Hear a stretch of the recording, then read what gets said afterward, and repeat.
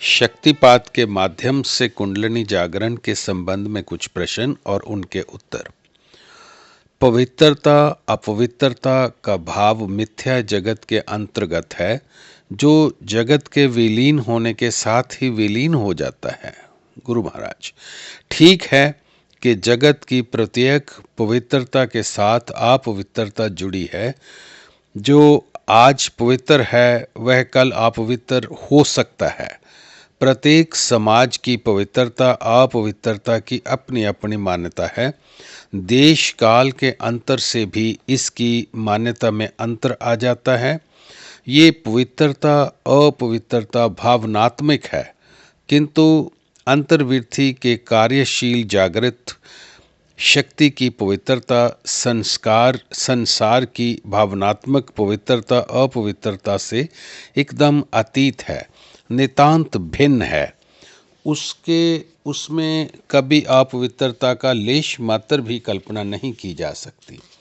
जिस प्रकार विभिन्न दिशाओं से नदी नाले आकर गंगा जी में मिलते हैं तथा अपना अस्तित्व एवं रूप खो देते हैं और गंगा रूप हो जाते हैं, इसी प्रकार जड़ जगत की पवित्रताएं अपवित्रताएं भी चैतन्य शक्ति में मिलकर सदैव के लिए पवित्रता अपवित्रता से दूर हो जाती हैं।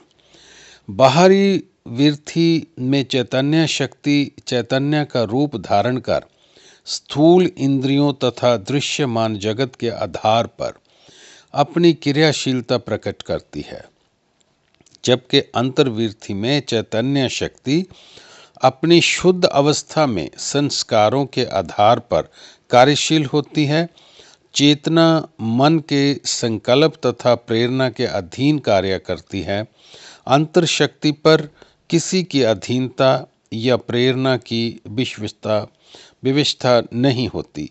संस्कारों का क्षय उसकी लीला या खिलवाड़ होता है।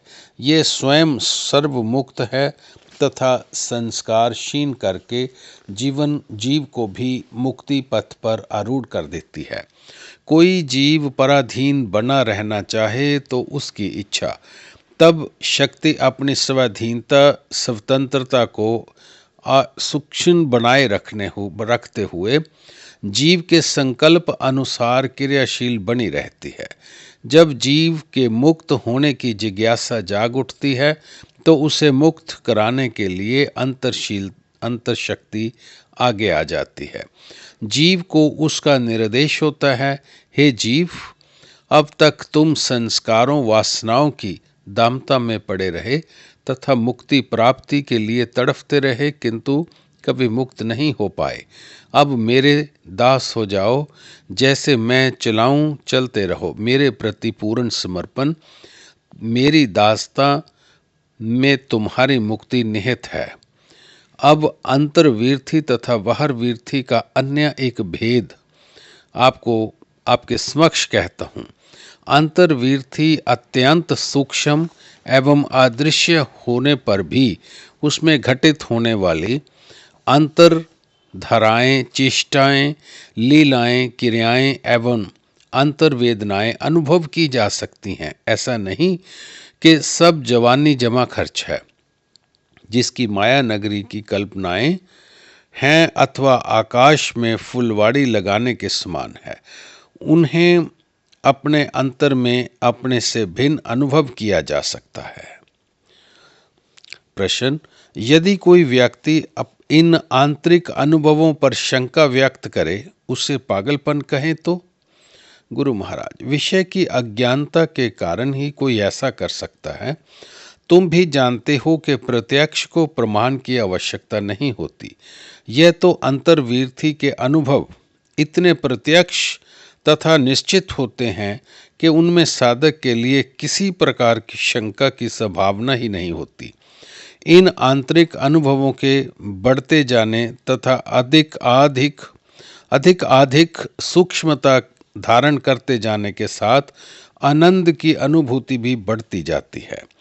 अब रही पागलपन की बात, तो ये निश्चित ही पागलपन की व्यवस्था नहीं है, क्योंकि क्रियाओं के समय मन स्वस्थ एवं दृष्टा बना रहता है। पागल व्यक्ति का मन ना स्वस्थ रहता है न दृष्टा। साधक को जब तक तदाकार अवस्था नहीं आती तब तक उसे हर एक क्रिया का ज्ञान बना रहता है। तदाकार अवस्था का भी तदाकार अवस्था के पश्चात स्मरण हो आता है, अर्थात तदाकार अवस्था में भी मन की स्वपन अवस्था बनी रहती है।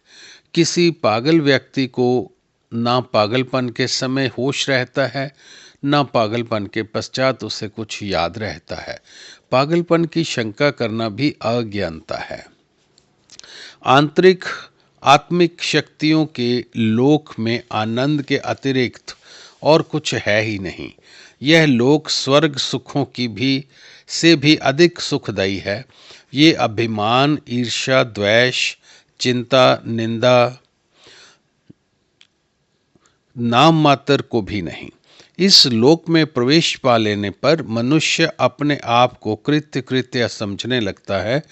उसका इष्ट उसके समक्ष उपस्थित होता है। जिन सीमाओं के बंधन में जीव जकड़ा है वह बहुत शिथिल हो जाती हैं। उसके रहन सहन में स्वाभाविक पवित्रता उभर आती है।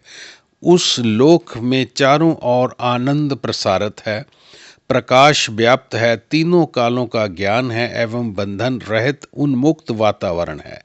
वहाँ कोई किसी से द्वेष नहीं करता, घृणा नहीं करता, वैर भाव का नाम भी नहीं। जय गुरुदेव।